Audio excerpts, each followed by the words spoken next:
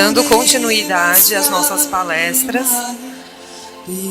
do Instituto Hermógenes, Tiago Leão, O Caminho da Autorrealização.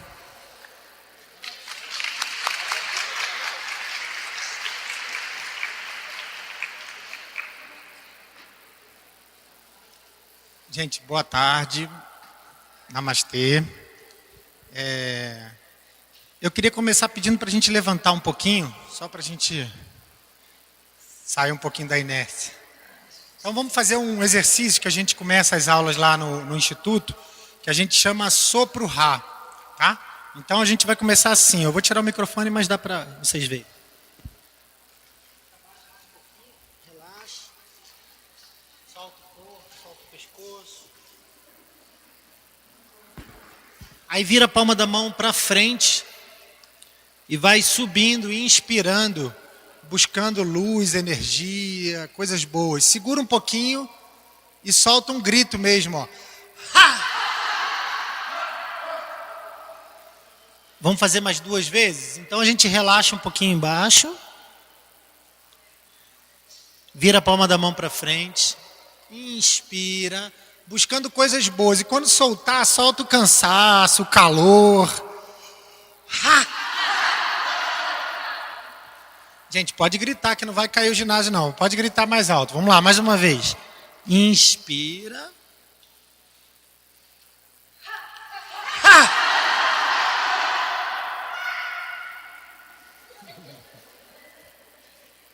E aí a gente vai levantando devagar, vai juntando os pés, colocando as mãos aqui na postura de prece, fecha os olhos, respira um pouquinho. Só respira fundo, aquela respiração completa, começando lá no abdômen, as costelas, o peito. Trazendo um pouquinho a nossa consciência para o aqui e para o agora. Vamos tentar esquecer um pouquinho o que a gente ainda tem para fazer, o que a gente já fez, se concentrar na respiração.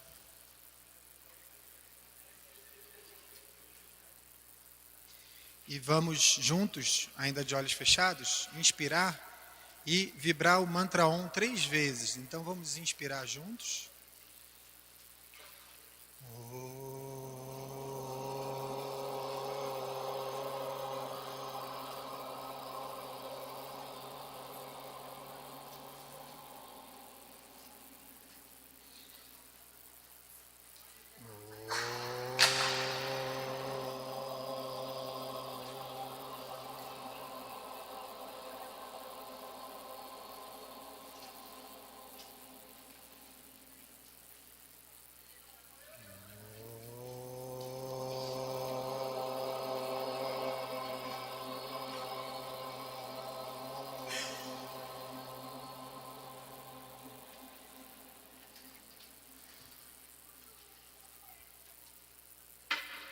Então, devagarinho, a gente vai abrindo os olhos.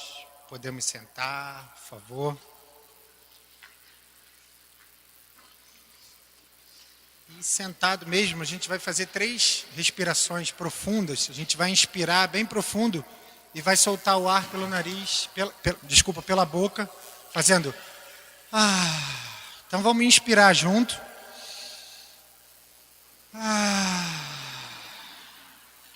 Vamos lá, todo mundo, mais uma vez, inspira.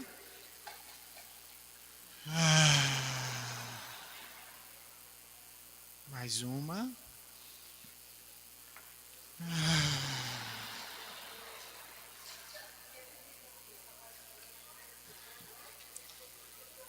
Então eu queria começar agradecendo o convite da professora Cláudia, do professor Didi, já estou íntimo, né? Didi, do pessoal todo que está de voluntário aí trabalhando a beça. Pedro, Bruno, eu não vou lembrar o nome de todo mundo, Ami, né? Juliana, todo mundo que está trabalhando, que está ajudando, Paula, agradecer mesmo de coração o convite, tá? E eu queria dar uma boa notícia também. Esse aqui é meu irmão Rafael, professor Rafael, e em breve a gente vai estar começando um espaço do professor Hermógenes em São Paulo. Acho que no meio do ano, provavelmente, a gente vai abrir uma salinha do professor Hermógenes em São Paulo, que o professor Rafael vai trabalhar, tá bom?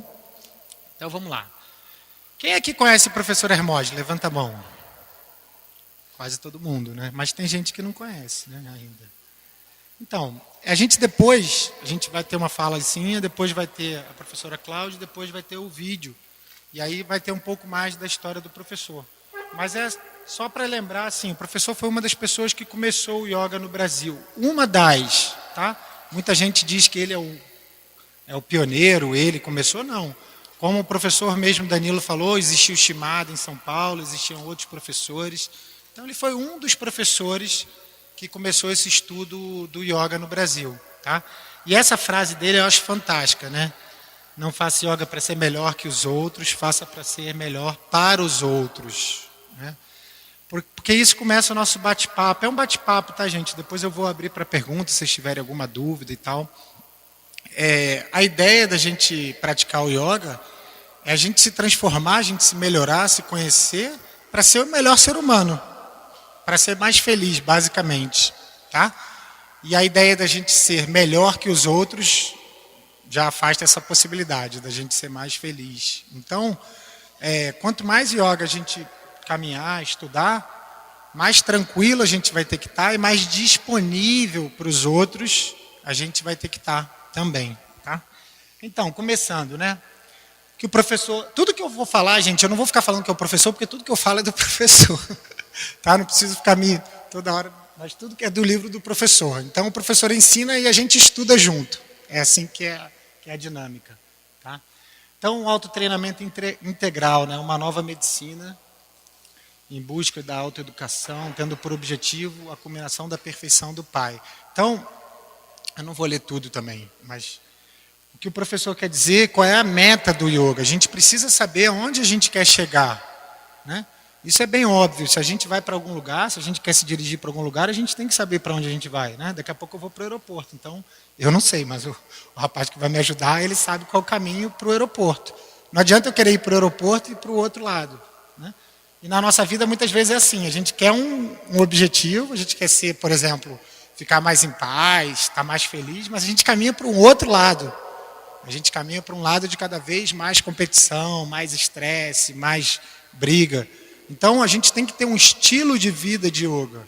Não adianta, o professor falava isso, eu faço yoga 2, 3 vezes por semana com o professor Tiago na academia. Não, ali você treina, você pratica os asanas, mas o yoga você faz o dia inteiro. O yoga se faz 24 horas por dia. Ali na academia é um treinamento, é um momento que a gente está ali praticando. Mas o mais legal é quando a gente sai do tapetinho, quando acaba a aula, como a gente se relaciona com o porteiro, com as pessoas na rua, com a família, né? Eu tenho muitos amigos assim no mundo do yoga, muitos professores, graças a Deus e graças ao professor conheci muita gente legal, né?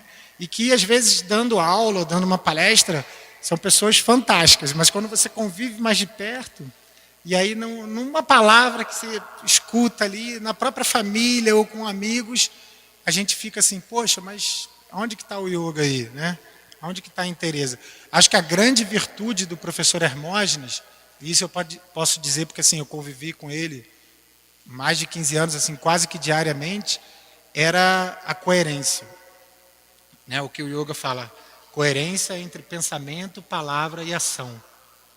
Isso é muito importante e muito difícil, né? A gente ter coerência em pensamentos, palavras e ações. Eu posso garantir para vocês que o professor era o que estava ali no livro. A vida dele era aquilo ali. O tempo todo. Não era uma palestra, não era uma aula, não era um personagem. Ele vivia.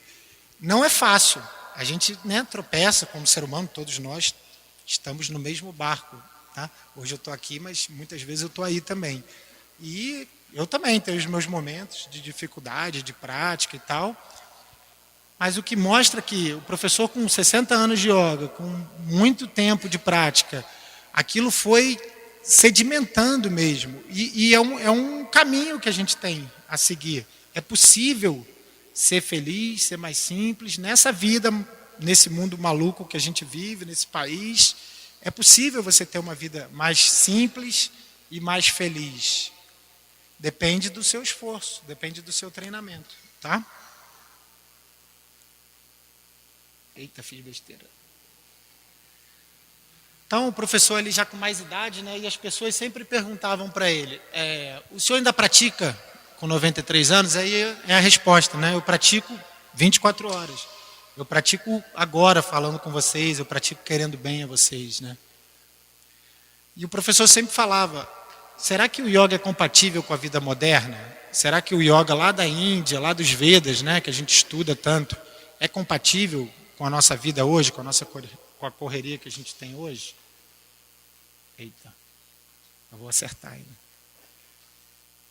E aí, olha só, olha que interessante, essa colocação do professor está no Autoperfeição com Hatha Yoga. Isso é final da década de 50, né, Rafa? Início da década de 60. 62, início da década de 60. Olha como é que ele fala do yoga em 60, em 1960. Infelizmente, hibernando na superficialidade, os normóticos, consumidores de modismo no Ocidente, estão desviando o yoga de seus santos e sábios objetivos, reduzindo a ginástica a serviço da egoesclerose. É lastimável. Vocês acham que de 1960 para cá melhorou ou piorou? Piorou? Eu também, infelizmente, eu vou concordar com você. Mas não sei se piorou também. Piorou e melhorou. Tem muita gente boa, né? Agora, realmente o yoga no Brasil e no Ocidente como um todo, e até na Índia existe umas coisas meio malucas.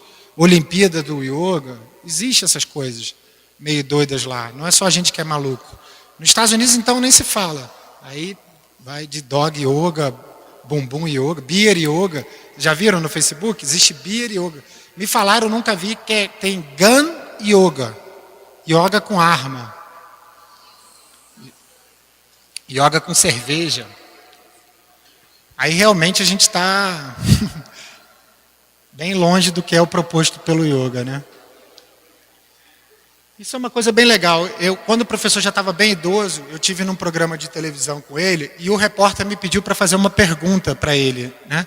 E eu perguntei assim, vô, depois desse tempo todo de yoga, o que o senhor quer resumir para a gente?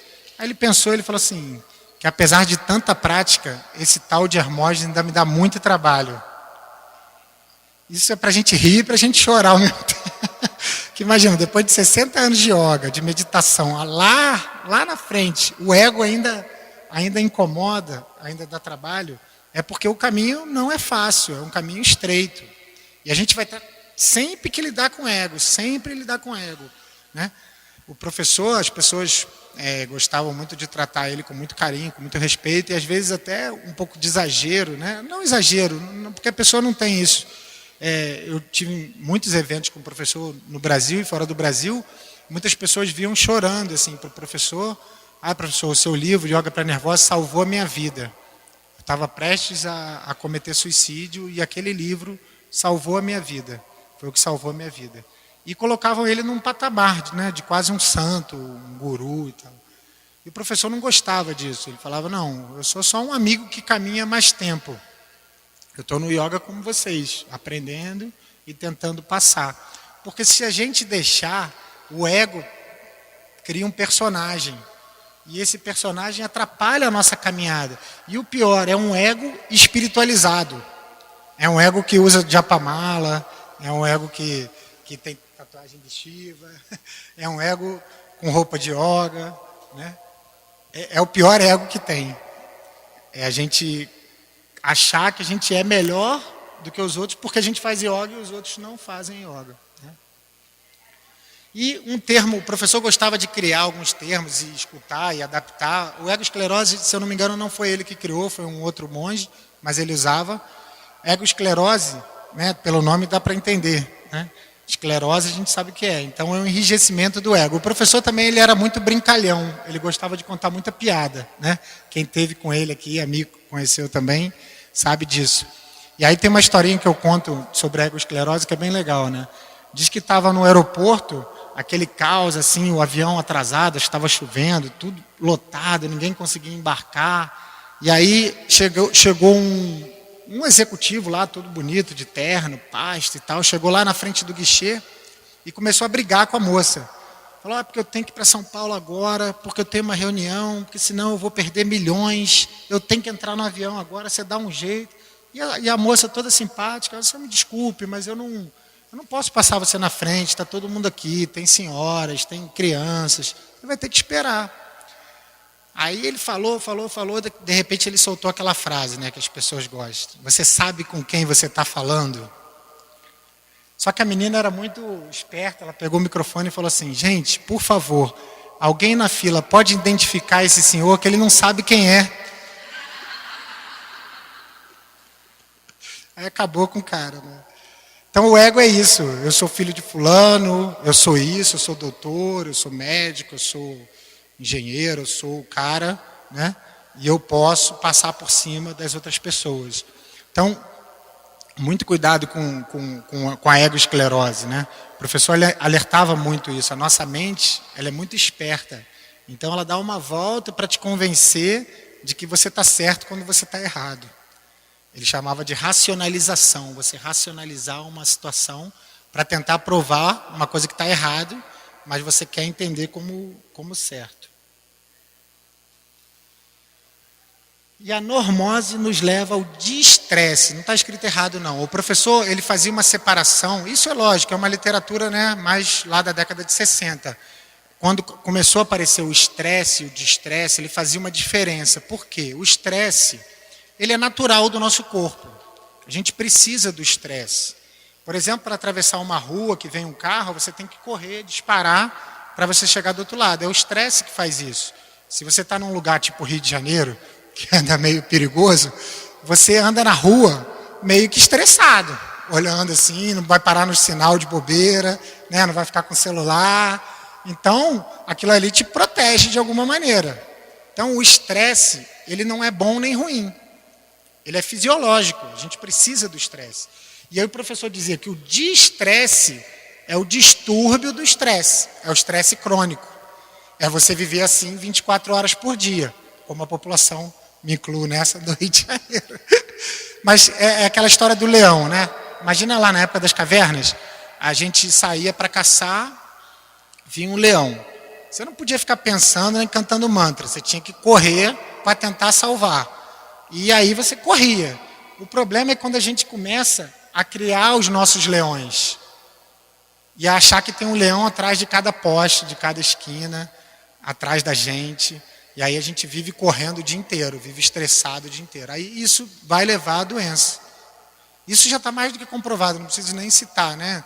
Aqui muitos professores antes, Danilo, vários professores citaram essa relação do estresse com qualquer doença. Hoje até os médicos, eu faço um trabalho lá no Rio com pacientes oncológicos, de yoga terapia para pacientes oncológicos. Até os oncologistas, que os médicos acham, né, os médicos mais... Eles já dizem que até 80% dos casos de câncer é devido a hábitos de vida. Impressionante esse dado, né? 80%. Muita gente fala da genética. A genética não é nem 7%. Então, 80% dos casos de câncer é devido a hábitos de vida. Se você fuma, se você bebe, se você é estressado, se você se alimenta mal, se você não pratica exercício, se você não controla o estresse. Então, e se 80% a gente pode fazer diferença. Se a gente mudar o nosso estilo de vida, se a gente mudar a nossa maneira, a gente pode evitar, né, até 80% dos casos de câncer.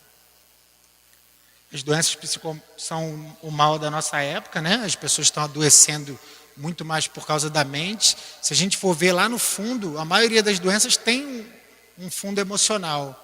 Você teve um problema, você não lidou bem com aquilo, aquilo vai acumulando, chega uma hora que vai criando um problema, a sua imunidade baixa, e aí vem uma doença.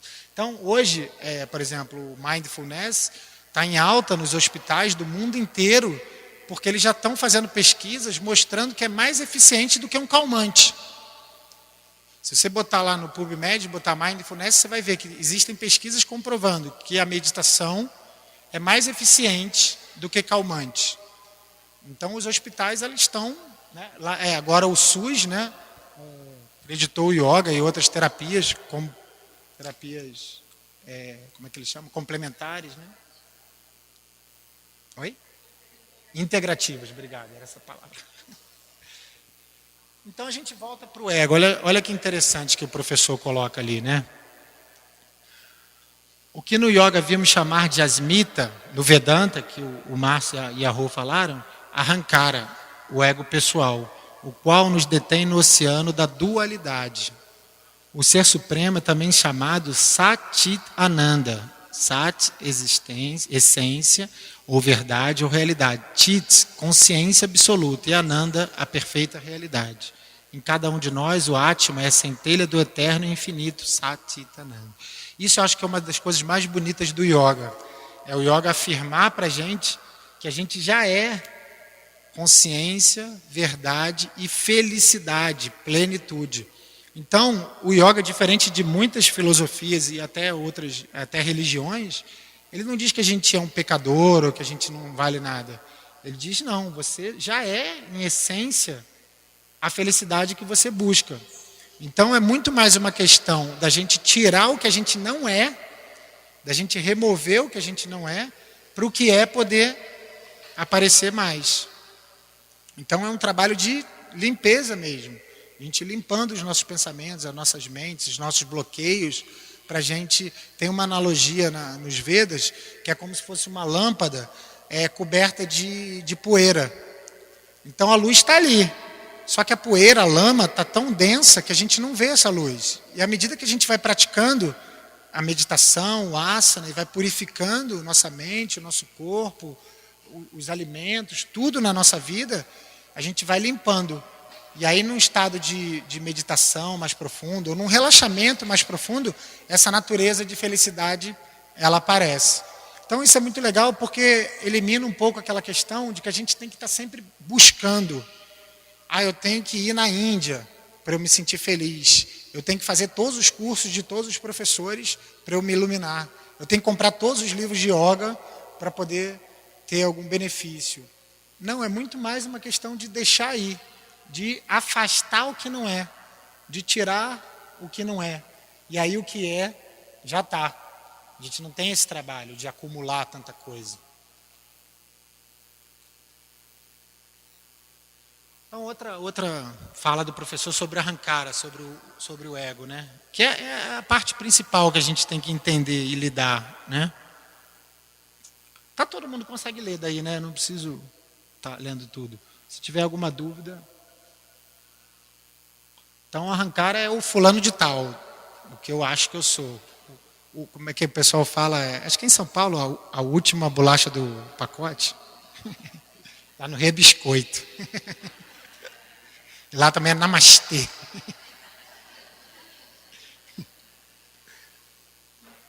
Então, aqui o professor... E aí, teve uma pergunta para o Andrés que eu achei legal, a questão do asana, né? Não é tirar a importância do asana. O asana é muito importante, tá? O professor fazia asanas difíceis, ele praticou, ele se dedicou.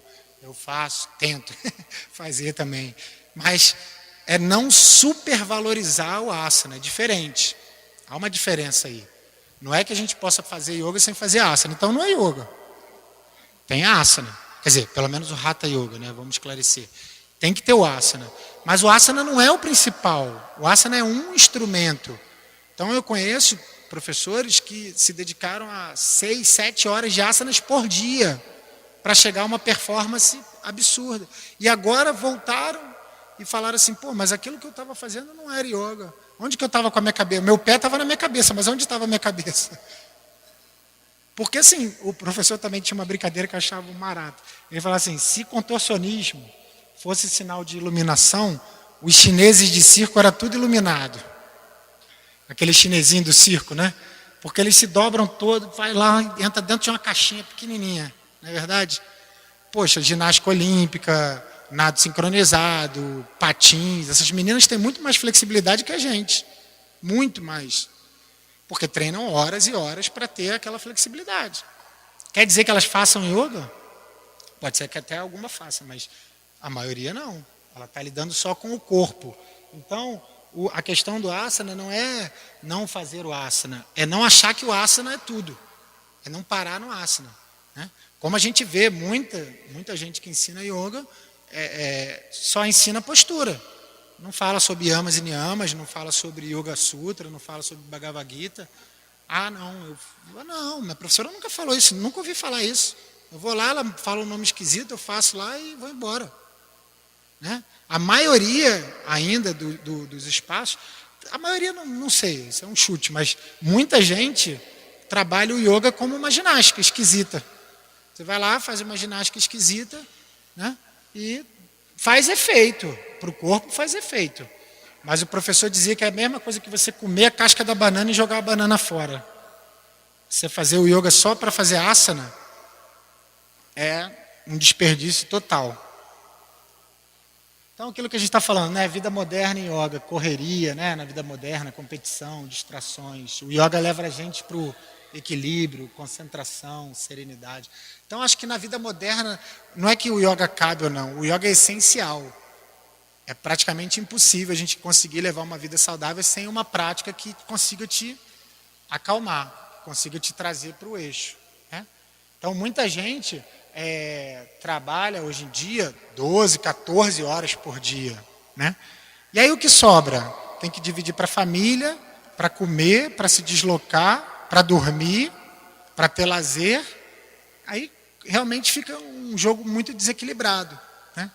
O professor cita as escrituras que a gente deveria ter tempo para a gente, para o nosso trabalho, para a produção, dedicar um tempo a Deus, alguma forma de meditação, oração, yoga, dedicar um tempo ao próximo e dedicar um tempo ao seu descanso. Então, o nosso dia deveria ser dividido.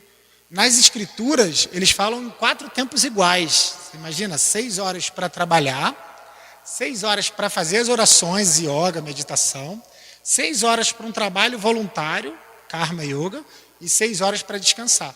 É lógico que para a nossa realidade hoje isso não é possível. Mas a gente deveria trabalhar esses 4 aspectos no nosso dia. Né? Senão a gente fica muito focado só no nosso umbigo, nos nossos problemas. Então o professor fala, né, que as pessoas falam muito de eficácia, eficiência. A verdadeira eficácia e produtividade não estão fora, né, nas pressões, mas estão única e exclusivamente dentro do eu interior. Então a gente só vai conseguir fazer uma coisa direito se a gente está presente. Né, o mindfulness, a atenção plena. Se a gente está ali. Essa coisa que a gente pensa hoje em dia, que a gente faz 1000 coisas ao mesmo tempo, é balela. Já está provado cientificamente que não faz. O nosso cérebro não funciona assim. Pode ser muito próximo, de um centésimo de segundo, de um segundo para o outro, você muda.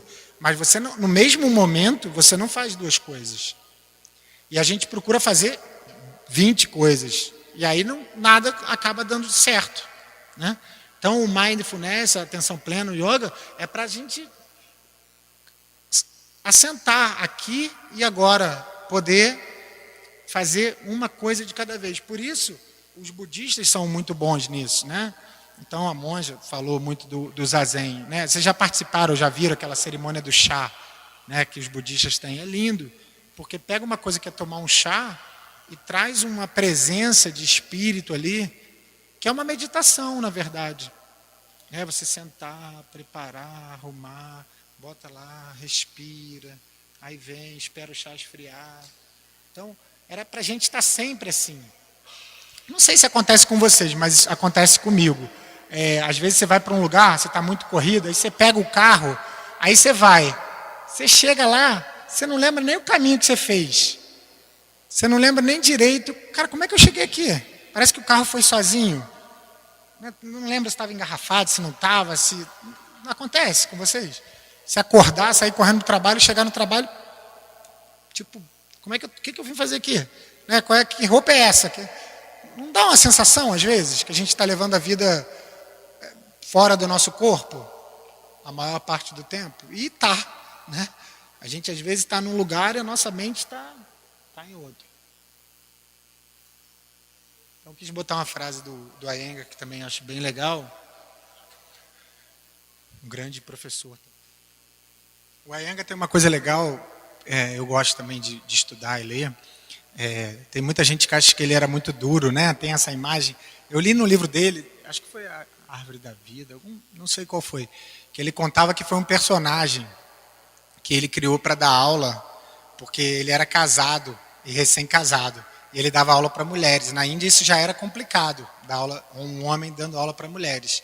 E aí que ele queria manter um distanciamento, né, para ser uma coisa segura para ele, para a aluna e para a esposa dele. E aí ele criou, mas dizem que ele era extremamente devocional nas práticas dele, de puja, de asana. Então, eu acho interessante, né? A gente tem uma visão, às vezes, muito pequena do todo. Né? A gente costuma pegar um pedacinho e falar, não, o Iyengar era assim. Mas, de repente, por dentro, não era. Né? Também outras pessoas falam muito baixinho, muito suave, são muito bonitinhos e tal, muito zen. Aí chega, derrama ali um café e solta logo um palavrão. Às vezes vem na mente, né? Mas a gente segura na língua. Mas tem gente que às vezes tropeça. Porque não é fácil.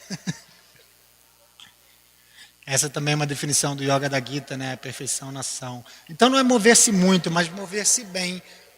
Eu tenho a sensação que às vezes a gente fica, eu também, que nem uma barata tonta, né? Vai para um lado, para o outro, tenta resolver, vai, não sei o quê, faz a opção de coisa, mas não está inteiro, não está resolvendo mesmo.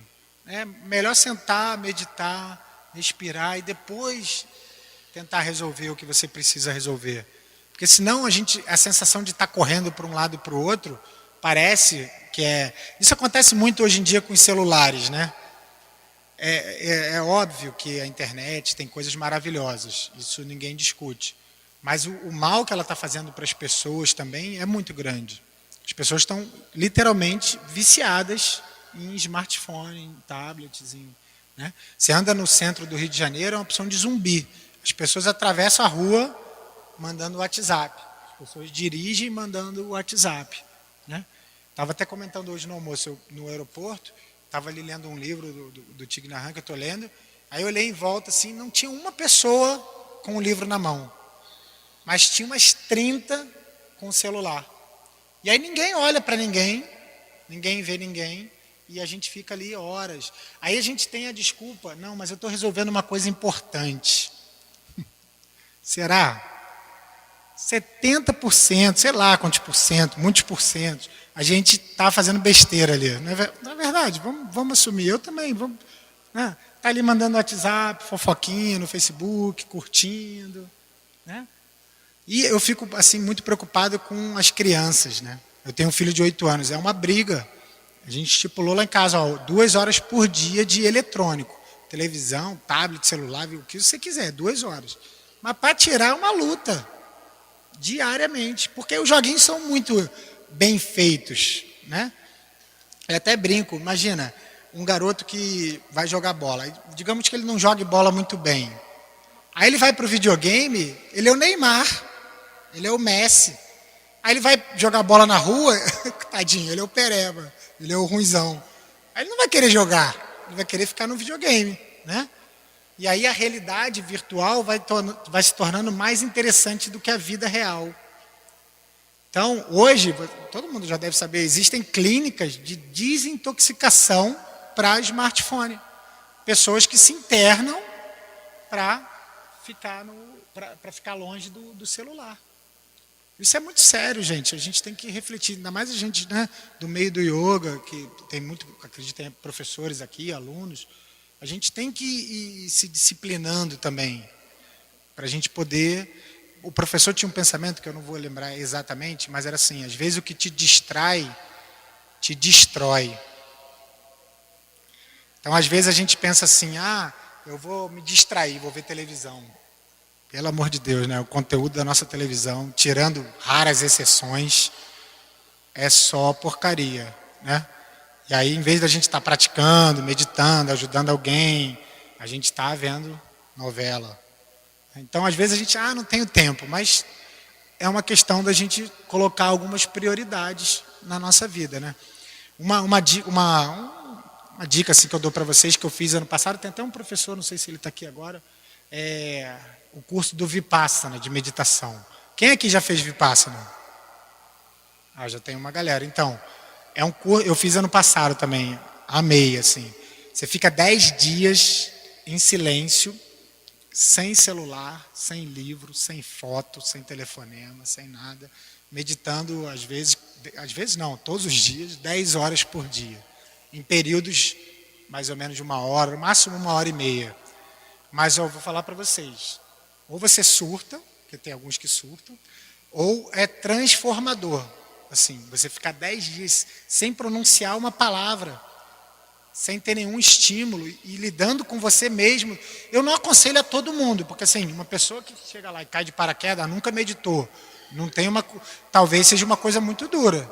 Mas para quem já tem algum caminho, que já pratica alguma meditação, que quer se aprofundar, acho que todo mundo que fez tem essas experiências, aparecem coisas do nosso inconsciente lá dos vassanas, né, dos sanskaras, que são as nossas tendências passadas, que você nem sabia mais que tinha, mas que aparece ali na meditação e você tem que lidar com aquilo ali. Então, quem nunca fez o Vipassana, eles são muito sérios, assim, lá no Rio, Miguel Pereira, acho que aqui em São Paulo já tem também, né?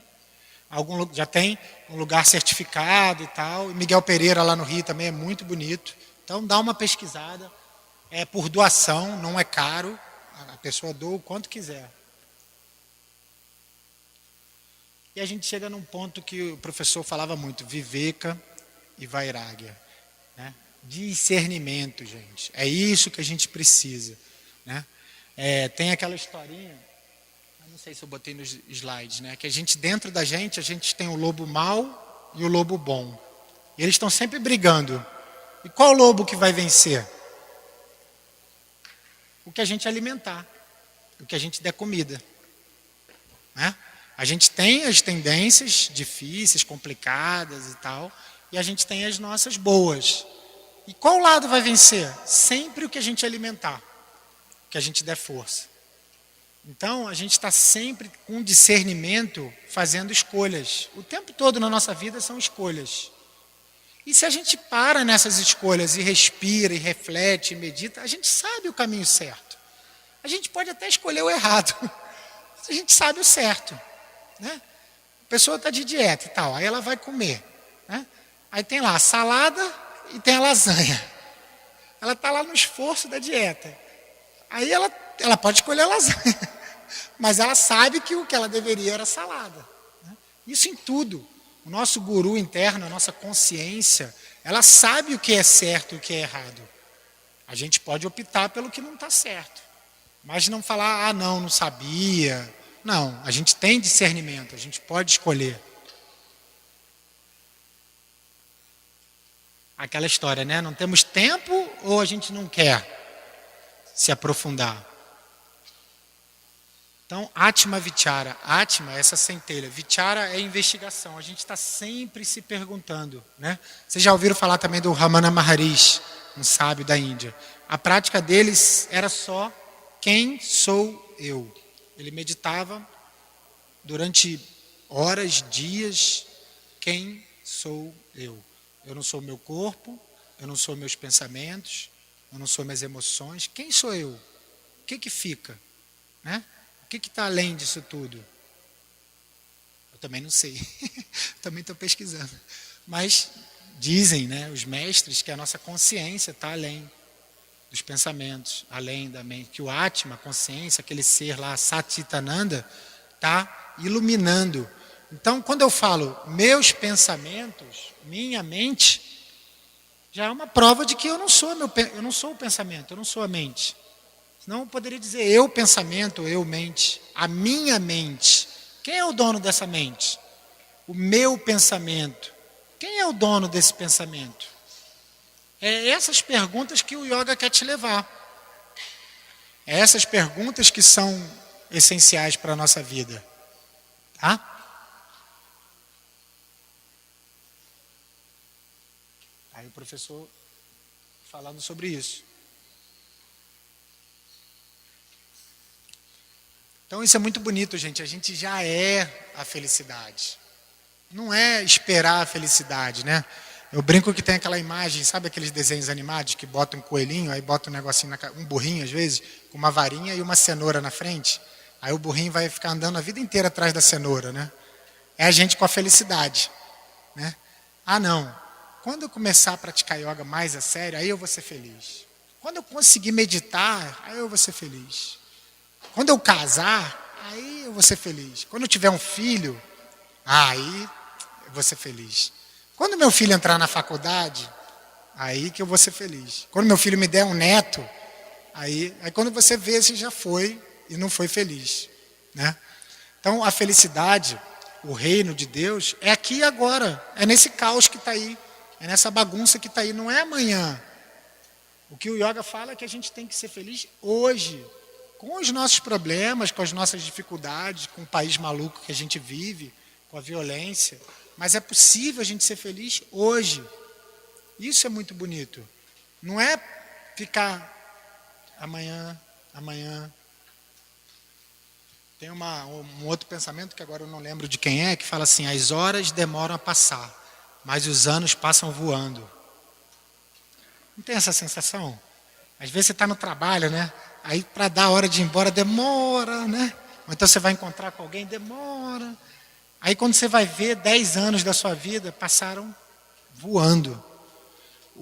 Eu sempre, né, no outro dia fui pai, meu filho está com 8 anos. Muito rápido. Todo mundo fala isso, né? Poxa, meus filhos cresceram tão rápidos, mas acho que a gente só vê quando é o nosso filho, né? E é muito rápido.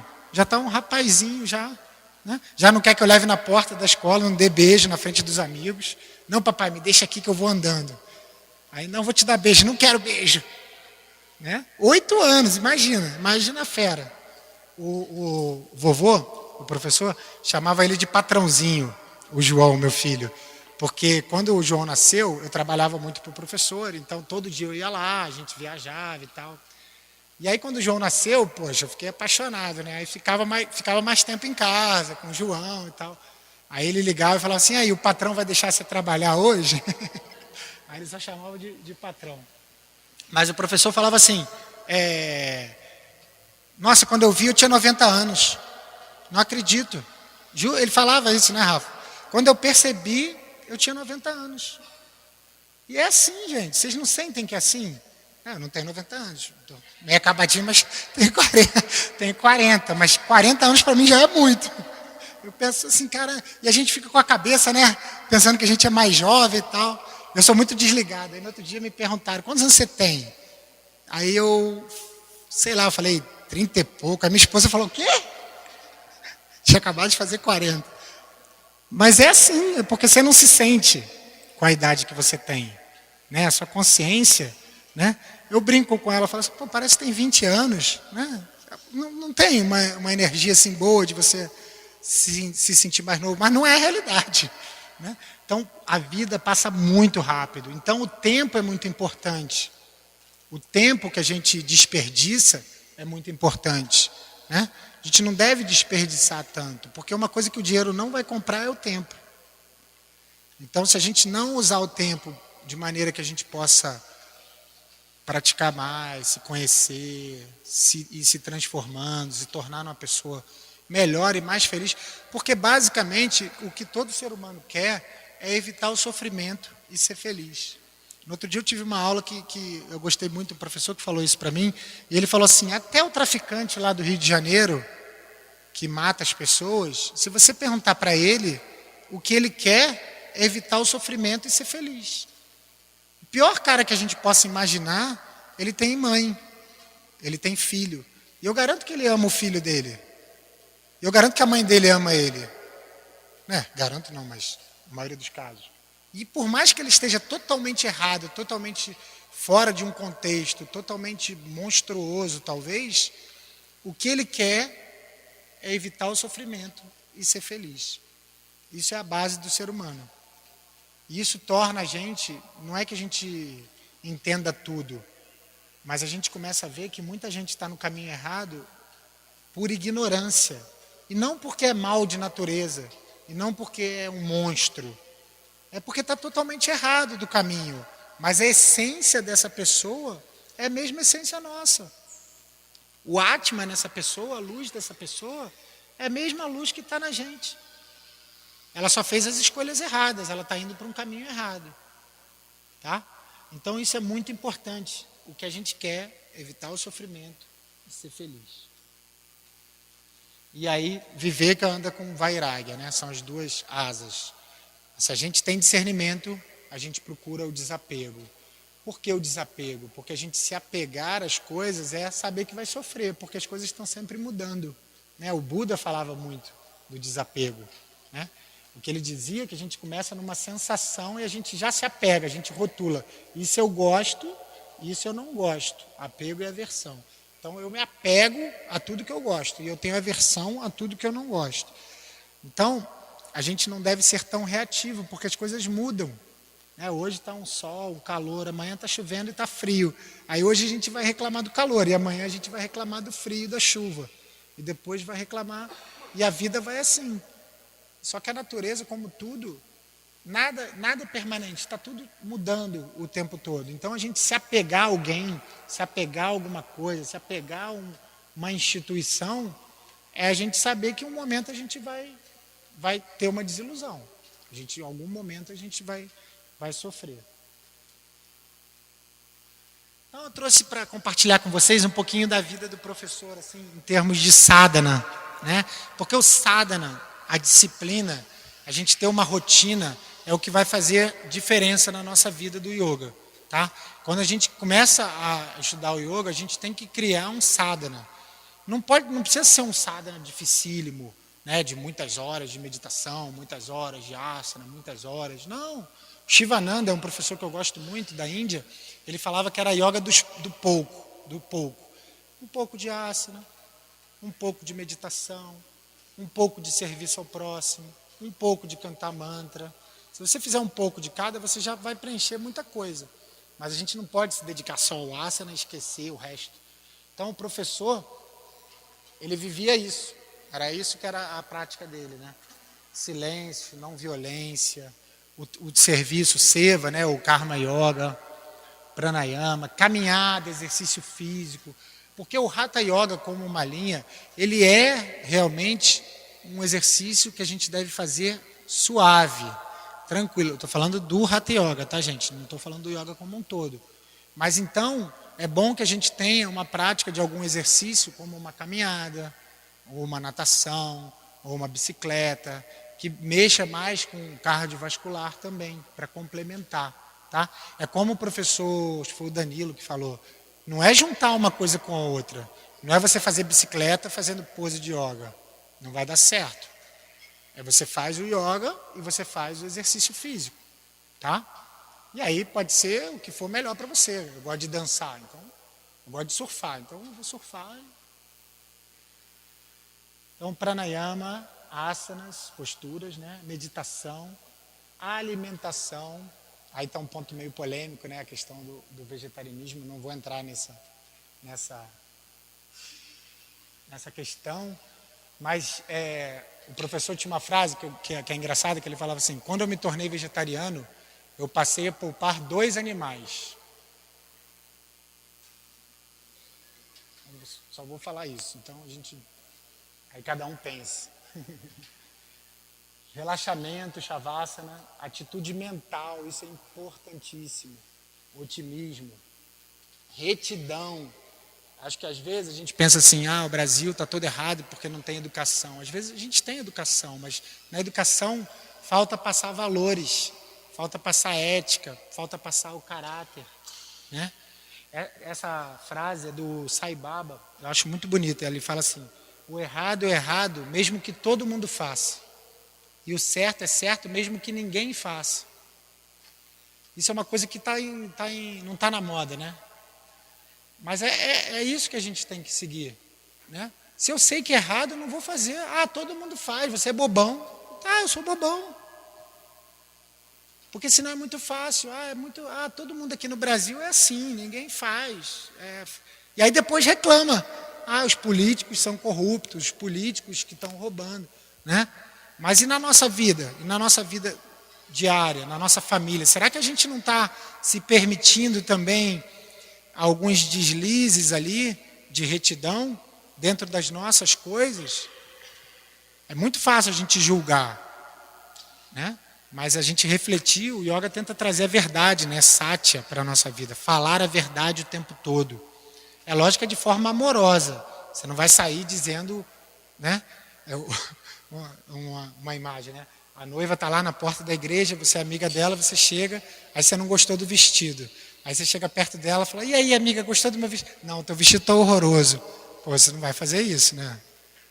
Então o Satya é de forma amorosa, na hora certa, né? Não é você pegar a verdade e sair dando verdade na cara dos outros, né? Porque aí não vai dar certo, aí é violência, aí é rimsa. Então a gente tem que saber como falar. Risoterapia. Isso o professor era o mestre, ele adorava, depois eu vou contar uma piadinha para encerrar. Ele adorava contar piada, né?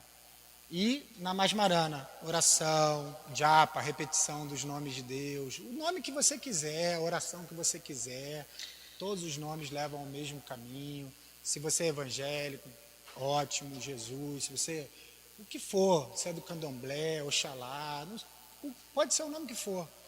O yoga é para todos, o yoga não é para quem é hindu, o yoga não é para indiano, o yoga é para a humanidade. Tá? Eu acho que uma das grandes virtudes do professor foi trazer esse conhecimento dos Vedas, da Índia, para uma linguagem do português, para uma linguagem do brasileiro, para trazer livros que as pessoas entendessem, né? O professor estudou sânscrito, o professor foi muitas vezes à Índia, ele poderia ficar citando o Yoga Sutra, ou Bhagavad Gita, em sânscrito, ele poderia fazer isso. Mas ele não achava que isso não era uma comunicação. Não adianta eu falar, porque eu sei, eu vou começar a citar aqui as escrituras, mas se eu não estou me comunicando, se eu não estou ajudando, não está adiantando, né? Então, eu não sei como é que está o tempo. Alguém tem... Cadê a... tem quanto tempo? 12 minutos. Então, eu vou contar uma piada, aí depois eu vou abrir para perguntas. Aí, acho que ela já falou, né? A gente teve uma pequena mudança no horário do filme, tá? Então, eu vou terminar, depois a professora Cláudia vai falar, e depois a gente vai passar, não é o documentário inteiro, são 40 minutos do documentário do professor, porque o documentário é 1h40, e não daria tempo de passar todo. Mas a gente fez uma seleção bem legal. Depois, quem quiser, tem poucos DVDs aí, muito poucos, mas tem, por exemplo, no NetNow, tem como ver no YouTube, não está ainda disponível de graça, mas acho que você pode alugar. Então, tem outros lugares para quem quiser ver o documentário completo, tá? Então, o professor sempre contava uma piada, então, em homenagem a ele, eu vou contar uma piada. Diz que Jesus estava com os discípulos. Desculpa a brincadeira de brincar com Jesus, mas eu acredito que a gente tem que ser bem próximo assim, dos mestres, né? E ter essa liberdade de poder brincar. Então diz que Jesus estava com os discípulos andando lá, pregando no deserto, e aí ele virou para o Pedro, né? Diz que o Pedro era fortinho, assim, gordinho, que nem eu, assim, comilão. Aí Jesus virou para ele e falou assim, ó, vai lá naquela padaria e compra 2 frangos de padaria. Entre aspas, eu acho que Jesus era vegetariano, mas é outra polêmica. Compra 2 frangos de padaria que a gente vai dividir entre os discípulos. Aí Pedro foi naquele calor, tipo um sol de hoje, assim, andando. Chegou lá na padaria, pegou 2 frangos e tal. O cara embrulhou. Aí o Pedro foi voltando aquele cheiro do frango, né? Para quem gosta. Aí o Pedro virou e falou assim, pô, eu vou abrir aqui, vou pegar uma coxinha de cada um e ninguém vai perceber nada. Aí abriu, comeu, aí foi levar para Jesus, né? Aí levou para Jesus, embrulhou tudo, botou lá o durex no lugar e tal, entregou para Jesus. Aí Jesus abriu o frango para dividir com todo mundo. Aí virou e falou assim, tem alguma coisa errada aqui. Eu já conheci o Pedro, né? Chama o Pedro. Aí o Pedro já veio todo cabisbaixo. Aí Jesus, Pedro, tu não está achando que está errado isso aqui não? Tem alguma coisa errada com esses frangos. Aí o Pedro, esperto, né?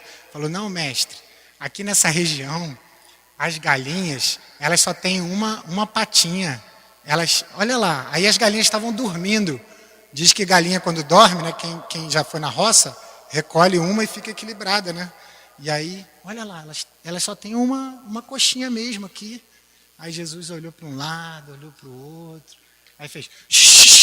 Aí as galinhas... Pó, pó, pó, pó, pó, pó, pó, pó. Aí ele olhou para o Pedro e o Pedro... Mais um milagrinho, hein?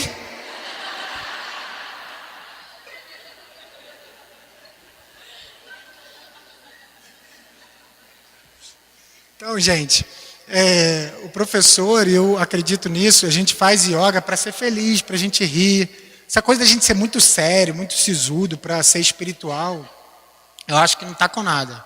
Tá? Tem que fazer cara de sério, ficar em silêncio. A gente tem que rir, a gente tem que ser feliz. Eu, particularmente, acho que Deus é amor, é felicidade, é luz, é brincadeira, né? Uma coisa que incomodava o professor, hoje em dia já tem, mas antigamente só existia quadro de Jesus sofrendo na cruz, ou com aquela cara de dor. Não existia imagem de Jesus sorrindo, né?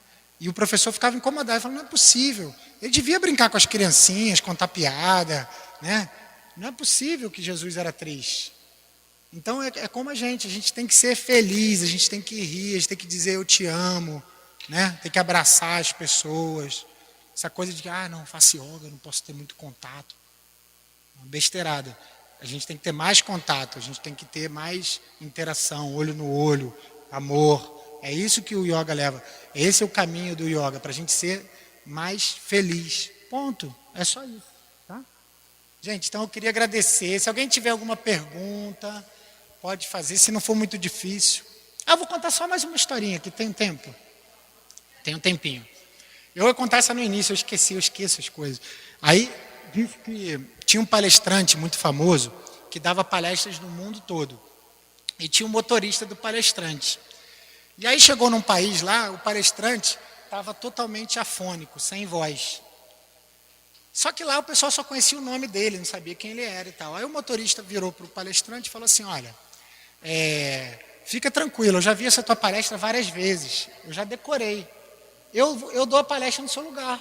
O senhor fica lá atrás descansando, eu dou a palestra. Aí o motorista deu uma palestra brilhante, falou tudo direitinho, bonitão. Aí quando chegou no final, alguém tem uma dúvida? Sempre tem uma dúvida difícil, né? Levantaram a mão, aí fizeram aquela pergunta difícil. Aí o motorista ficou pensando. Aí falou assim, meu amigo, essa tua pergunta é tão fácil que eu vou pedir meu motorista que está lá atrás para responder. Eu começo com essa história porque eu era o motorista do professor, eu que levava.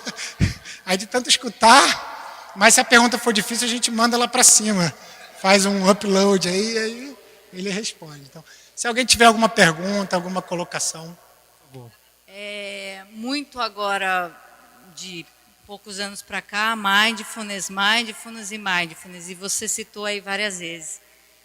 Você considera a prática do yoga bem feita, uma aula de yoga, você considera uma prática de mindfulness?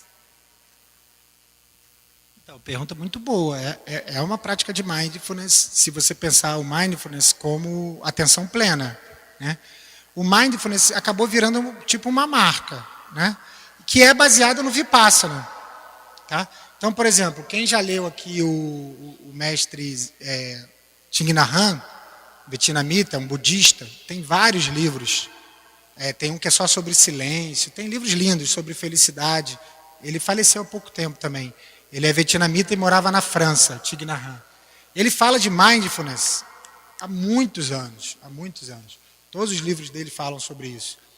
Só que alguns americanos estudaram e criaram uma maneira de ensinar essa prática de meditação, que geralmente são em 8 semanas e tal, e numa linguagem tirando um pouco a questão mística, espiritual. É por isso que o mindfulness está tanto em voga hoje em dia, porque ele entrou muito nas empresas, nos hospitais, né? Hoje em dia tem muito treinamento de mindfulness dentro dos hospitais.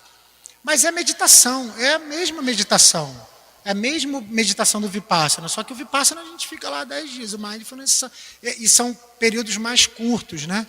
Então, eu mesmo fiz um curso esse ano de mindfulness que eu queria conhecer e tal. Achei bem legal, Mas é uma coisa que assim é muito boa, assim, até para quem está começando, é um passo a passo muito legal. E começa ali com 10, 15 minutos por dia. Mas a palavra mindfulness é atenção plena. Então, no asana, se você tiver com atenção plena, se você estiver respirando, você está praticando mindfulness, sim. Só que a técnica é como se fosse um curso, né? É um curso. Aí já aquele John Kabat-Zinn, que lá nos Estados Unidos, que foi um dos primeiros a começar com... Mas é interessante. Mas é totalmente... Ele mesmo diz, o criador do Mindfulness, que ele se baseou no Vipassana. Aquilo ali é uma forma de ensinar o Vipassana. Tá? Obrigado pela pergunta. Mais alguém? Alguma pergunta? Tem mais uma aqui. Tem mais uma? Aí acabou. Tá bom. O professor era um grande poeta, né? E uma frase que a gente sempre se lembra é o aceito, entrego, confio e agradeço, né? E eu queria saber de você, que participava dele, que era o motorista dele, se você sabia compartilhar com a gente quando veio isso, em que momento da vida dele, por que essa frase é tão significativa. Ah, legal. Essa história é bem legal, porque assim, entrego, vamos repetir junto? Entrego, confio, aceito e agradeço. Vamos lá de novo? Entrego, confio, aceito e agradeço. Isso virou um mantra, né? E muita gente diz que é um mantra do professor. Na verdade, não foi o professor que criou. Foi uma devota muito antiga de Sai Baba, que é um mestre da Índia. Ela é até do Reino Unido. Não sei se ela está viva ainda. E o professor se identificou e começou a transmitir também o entrego, confio, aceito e agradeço. E o professor realmente levou isso para a vida dele. Ele começou a praticar isso o tempo todo. Então, o interessante é a gente pensar que a gente só entrega se a gente confia. Né? A gente não vai entregar uma coisa se a gente não confia. Né? E se a gente confia, a gente tem que aceitar o que vier. Porque senão não é uma confiança. Né? E se a gente entrega, confia e aceita, a gente só pode agradecer. Qualquer coisa. Aí que está a questão. A gente entregar, confiar, aceitar e agradecer o que é bom, é fácil. Mas o que não é bom, quer dizer, não é que não é bom, o que eu acho que não é bom, aí é difícil. Né? Quando eu peço para uma pessoa da minha família melhorar e ela morre. Aí eu posso achar, pô, mas Deus me esqueceu. Né? Eu entreguei, confiei e agora eu estou sofrendo. Não, mas às vezes, para aquela pessoa era o melhor. E para você também. Só que naquele momento a gente às vezes não entende. Então, a entrega não pode ser entregar com uma mão e puxar com a outra. Eu entrego para Deus. Mas dá para ser daquele jeito? Aí já era, né? Eu quero a solução, mas pode ser a minha solução? Então, é muito difícil essa prática. É uma confiança no absoluto, em Ishvara, em Brahma, em Deus, o que você quiser chamar, que o universo tem uma ordem. E que muitas vezes não é a nossa ordem. A brincadeira tem um controle. Existe controle, mas o controle não está na tua mão. O controle está na mão de Deus, do absoluto, de Ishvara, do que a gente quiser pensar. Então, quando eu entrego, é porque eu sei que o que vier é melhor para mim, mesmo que seja eu perder o emprego, eu ter um problema sério, mas naquele momento é o melhor. Porque Deus sabe o que é melhor, né? O absoluto sabe o que é melhor. Tá? Então, obrigado, gente. Namastê.